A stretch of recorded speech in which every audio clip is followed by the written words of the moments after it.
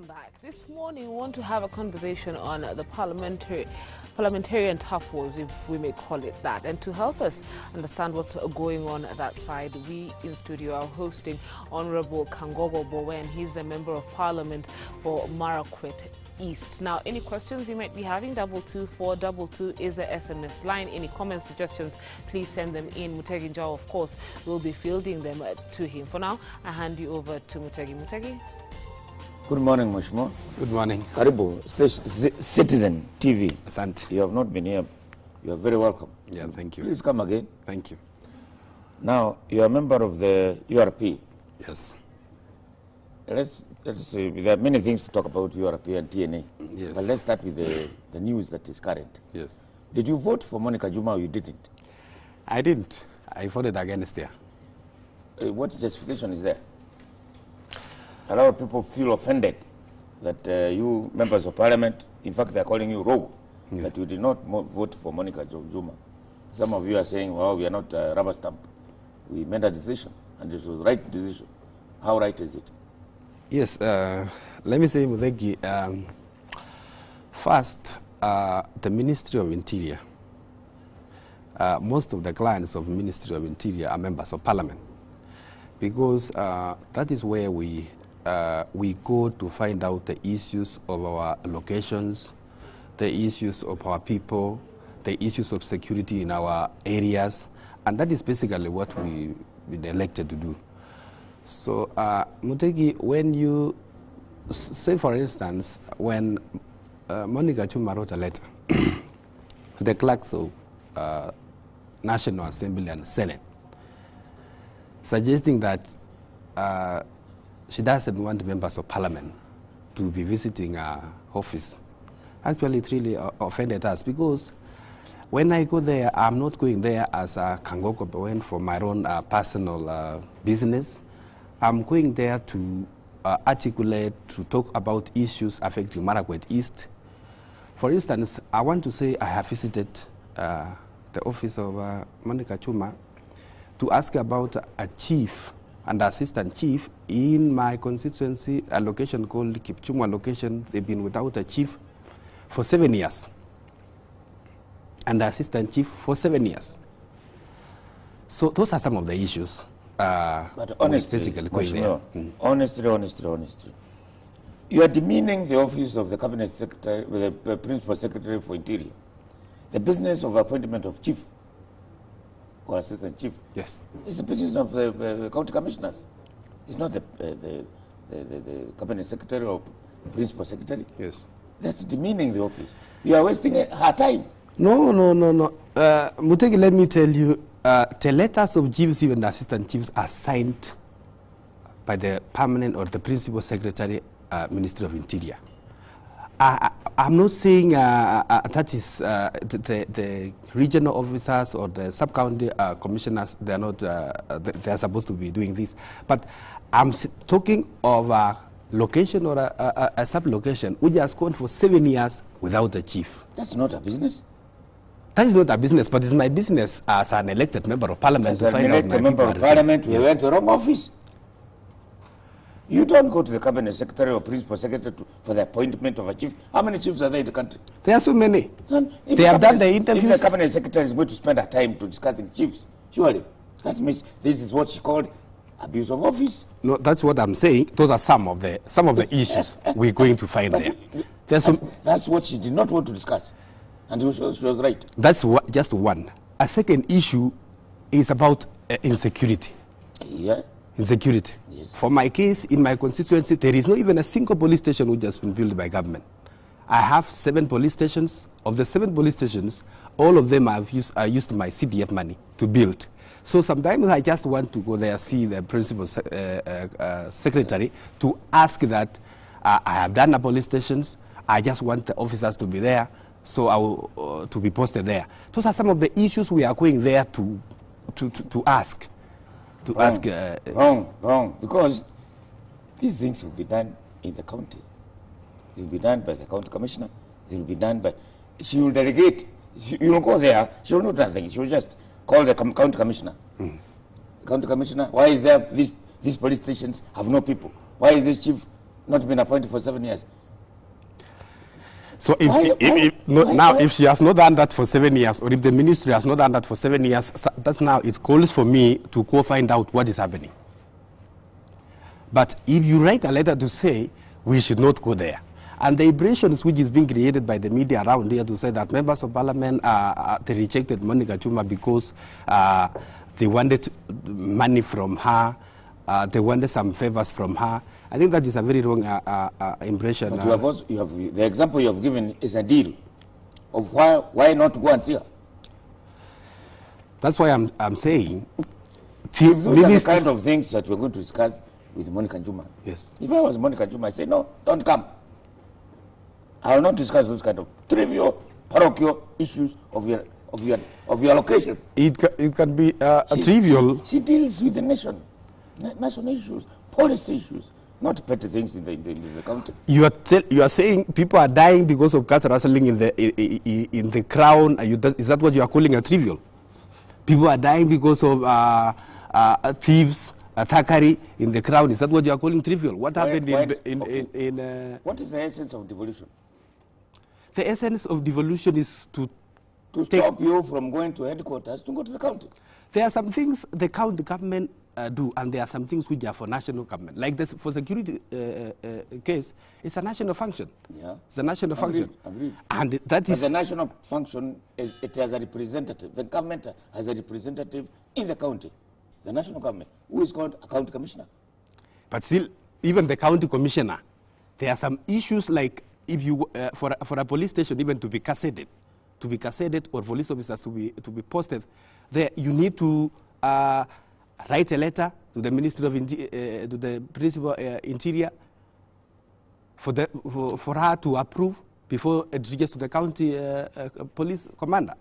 No, actually, if you haven't gone through the normal process, you go to the county commander, the county people. Then, if you failed, then you can say I failed through here. So that's why. Of course, we have come before we reach our office. We have come all that through. Otherwise, we should not have gone to our office if we have not gone through we have not got the assistance through the county commanders. So you think that Monica Chuma does not? Did you vote for her when she was appointed cabinet secretary for Yes, for defense? when she was first appointment was defense. Yeah, the first appointment I voted for her. Let me say, Muteki, that Monica Chuma, in terms of academic, the papers and the credentials, she's very good. She's very good in terms of qualification and everything. But the arrogance in her. Has she ever been personally arrogant to you? Even the letter, from the letter. No, not the letter. When you went to see her, she accommodate you? She accommodated me. I told her about the issues affecting my constituencies, especially those of insecurity issues. She took my number, that she will call me back. Up to today, I'm still waiting a call. I think that's honest. That's this is a very honest decision. I want to be very honest. If she took your number and promised to call you and she didn't, then obviously, then that's not very positive of her. It is. Let me tell you, as we speak, even today, the issues I went to raise in our office up to today has not been resolved. The chiefs have not been appointed. The issues of insecurity in my constituency in Kerio Valley, the issues which I went to raise to her up to today has not been resolved. Why does now, if you cannot listen to me, why can't you county commissioner? That's what she told me. Why can't they do it? In fact, she told me, Mheshimiwa, the issues I have raised, she will find out from the county commissioners and the officers on the ground. Yeah. So she will verify from the crown and comes back to me. She has not called me. Have you now gotten yourself to the county commissioners and found out why they are not doing anything about it? If you go to the county commissioner, they are still waiting for communication from Nairobi. So the communication from Nairobi is from the Monica Chuma's office. That's quite interesting. Anyway, that you did. Then you went and, as members of parliament, one of the other reasons why being called rogue, you went and during the budgeting, you removed a billion shillings that was supposed to go to the Senate for oversight. Whereas you have given yourselves in the constituencies, you have removed a billion shillings for senators to do oversight, just because we had difference between the revenue allocation bill. They wanted to add 7 billion, you refused. It was under 3.3 billion, and you said that 3.3, 1 billion will come from the Senate. Is that fair? Let me say, what is oversight? What is the oversight of Senate? Are you saying that Article 96 of the Constitution is clear what the Senate has to do. They represent the counties and the interests of the counties. Yes. Let me say, Muteki, as we speak today, there are very few senators who have even gone to address their county assemblies. Very few, just one or two. Some of them will just county assemblies. Yes, and get even the issues affecting their counties. Yeah. When we only see the senators is in Nairobi, when they are only talking in Nairobi. You ask even some of the MCAs are their counties. Senator? Kipchumba Murkomen is always there. Yeah, that's why I'm saying some. I'm saying some. That's why I'm saying. You're not being fair to Murkomen. No. I'm not saying. Murkomen is always traveling all over the country in helicopters. That's why I'm saying. Issues affecting the country. That's why I'm saying some. Yeah. I'm saying some of the senators, they have not even. Murkomen has gone to the county and is gone all over the county. I'm saying some of them, they are just senators in Nairobi. They have not even gone to address. So why deny? So what I'm trying to say is deny Murkomen? If you think about Murkomen, why do you deny Murkomen money to go? We have just taken Murkomen and his colleagues are just asking about more monies to the counties, and actually we've taken the 1 billion and taken to the counties. We have not taken to anywhere else. We've just taken to the counties. If my senator or if the other senator wants a money for oversight, we have already taken to the counties. He can talk to their governors. They can be allocated some money for oversight by their governors. Why not through Parliament? Why do they have to go to counties to look for money? Because they represent the interests of the... Why did you remove that money if it's not punitive? It is not actually punitive because, one, let me say, Muteki, first, the budget policy statement, which was brought before Parliament before, and it was even agreed by the Treasury, there were some ceilings. Yes. There were some ceilings. But when Senate went ahead to increase beyond what the budget committee has agreed with the Treasury, when you want to spend beyond what you don't have, what are you saying? Of course, even as members of Parliament, as we appropriate, we are also guided by the Treasury budget statement policy, because we don't want to say we want to spend $1 billion here and the result that money is not there. So when they said, of course, we had agreed with the Senate that they have $1 billion for their oversight. When they went ahead to increase, to say, okay, we want more money to the counties, we said, yeah, okay, we can have more money to the counties, but from where? We have seen all over, we don't have money, so let's have the $1 billion which you are supposed to use as oversight. Let's take it to the counties, so that if you want to go oversight the functions of the county, you can as well talk to your governor, can give you a certain vote, and you can use it on oversight. But otherwise, it has nothing to do with that we are fighting a Senate or we are fighting devolution. That's what you are saying. These are parliamentary tough wars. It is not. It is not. Even when I saw yesterday the Senate debating that they want to go for a referendum. Yes. They want a referendum so to that strengthen Senate. so that it become a proper upper house. In fact, as a members of the National Assembly, Muteki, we are also looking forward into that referendum. And we also want to ask Kenyans if there is even need for Senate. I think that for us, and for Kenyans even, the work of the Senate is actually can be done by even very well by the members of National Assembly. It's only that we only need maybe a strong devolution committee in National Assembly. Where we have a strong devolution committee, we can still run the affairs and represent the interests of the Senate. Or of the counties, rather.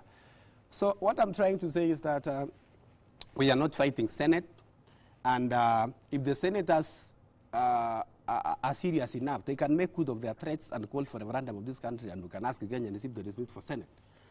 Because if we are talking about even of reducing the wage bill of this country, I think there is need even to reduce the whole Parliament. Because what I'm trying to say is that in Parliament, there are 4 members of Parliament almost doing the same thing. You're talking of substantive elected member of parliament. There are senators, there are women reps, and there are nominated members of parliament. These are 4 people doing the same thing of representation, oversight, and legislation. So what we're trying to say is these are 4 functions, or the 4 individuals performing the same work, which can only be done by 1 person. So we can as well do away with the Senate and have a strong committee of devolution in the National Assembly. Okay. Somebody says a person called Isaac, he seems to know you. He says how many times you yourself have failed to pick calls from your constituents, although you're blaming Monica Juma. How many times have you failed to respond to complaints from your constituencies? Is that a fact? I was not elected to be picking calls in sometimes when I'm in parliament, do I need to pick calls? I have a constituency office. I have an office in Nairobi where I see people. So when I'm not picking calls, it doesn't mean I'm not representing people. Okay. Somebody, Jacinta from Nairobi says, please and peace, give us a break. Kenyans have an impression that the Senate is the ultimate house, the upper house. That's why we have great brains there in the Senate. This is regrettable. That went, what is upper house? If they cannot appropriate? They cannot. What is the work of the Senate is only represent the counties, that is all. And that I told you, and I said, that one we can also do. Somebody says, he is very ashamed of what you are saying. These members of parliament have really become rogue. You don't seem to know what you should be doing. Somebody, this from Embu. We, of course, National Assembly, we are clear what we are supposed to do, legislation, oversight, and the representation. So, with those 3 and the many others under Article 95, we have not seen one we can say National Assembly has failed. It's only that people want to portray National Assembly as a house of rock. Let me say, Muteki, the government is made up of the parliament, the executive and the judiciary. Yeah. So when judiciary or when the judges, they are discharging their duties, like for instance, when they are prosecuting thieves or cases in the court, we've not seen members of parliament going there to say, release this thief because there is no evidence for this. We have never been involved in the cases of judiciary. Executive, when they are doing their own functions, we don't interfere. We don't interfere. Why is it that when we do our work, it becomes an issue? A friend of yours from Kangemi, Joseph Munda, says Kangogo Bowen was my fellow civil servant. He's very well aware of the meager salaries junior civil servants earn. Is he doing something to rectify this, or since he crossed parliament, he has forgotten the plight of his former colleagues? Let me say, I was also in the civil service. Yes. And actually, there is a bill we proposed, and the Salaries and Remuneration Commission are working. We want to say, and I just want to give you a very good example, a very brief one, that I graduated from Jomo Kenyatta University, and we were almost my good friends, 3 of us. Mm-hmm. I was employed in the Ministry of Finance by then as an ICT officer, and another colleague employed in City Hall, another one in KRA. I want to tell you the remuneration matching between the 3 of us was so huge. Mm-hmm. The guy in KRA handing off 100,000, I was handing about 14,000, the other one in City Hall 8,000. So we are trying to bring a law within the Salaries and Remuneration Commission so that people with the same qualifications and same experience, they get same job group with the same salaries. Okay. Member needs serious civic education and devolution. There cannot be devolution without the Senate. For sure, we do not need a Senate, another one says. Yes. An MP is a replica of what we don't need in the House. You know, we expect all these comments from people. And our business is to... And MPs are and procedural. Dr. Monica Juma's letter was kind of a guide to them to follow procedure. That's how they used to we are doing what we used to do during Moi's regime. We will clear this tough war between you through a referendum.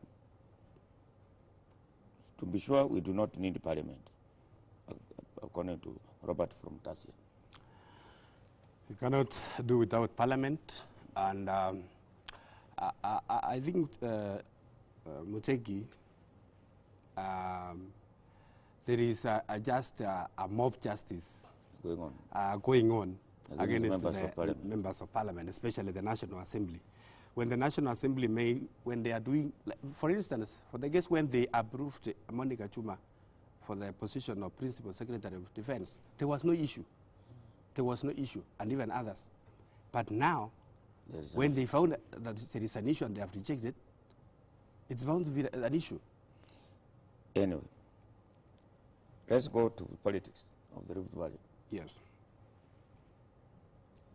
Is William Samoei Ruto, the deputy president, losing ground in the Rift Valley, in your view?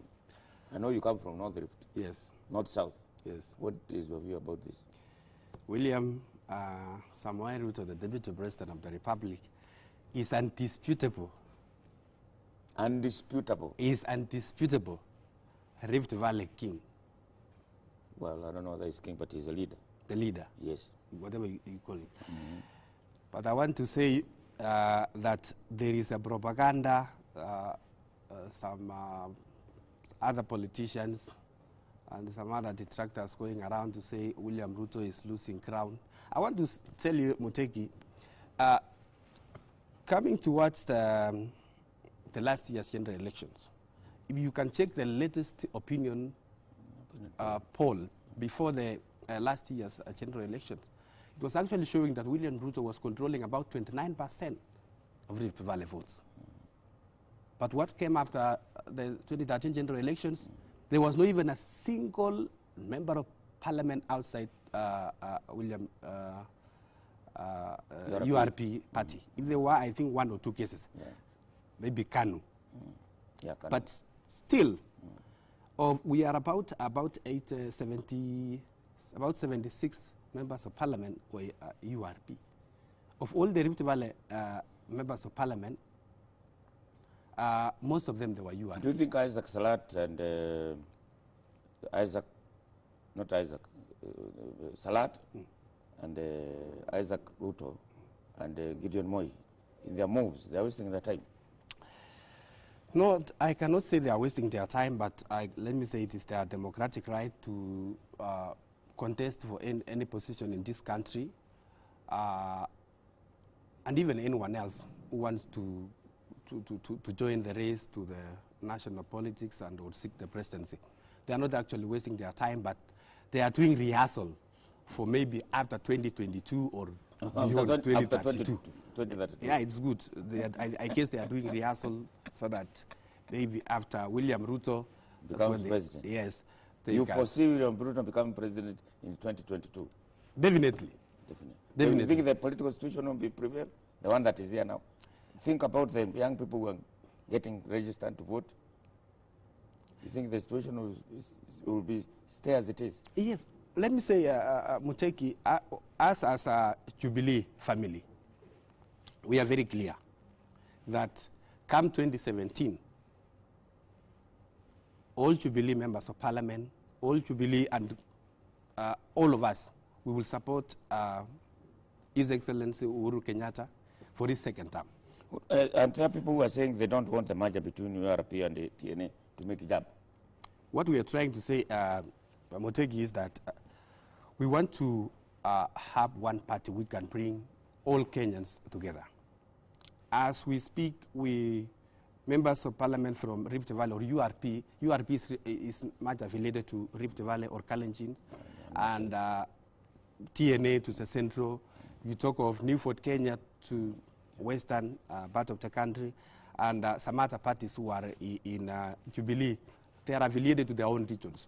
What we are trying to say is that to have one chap, and which can bring all these parties together, can bring all Kenyans together, so that as we're talking of unity of Kenyans, we are also united ourselves as politicians. Thank you very much, Mheshimiwa. Thank you so much. I think we have run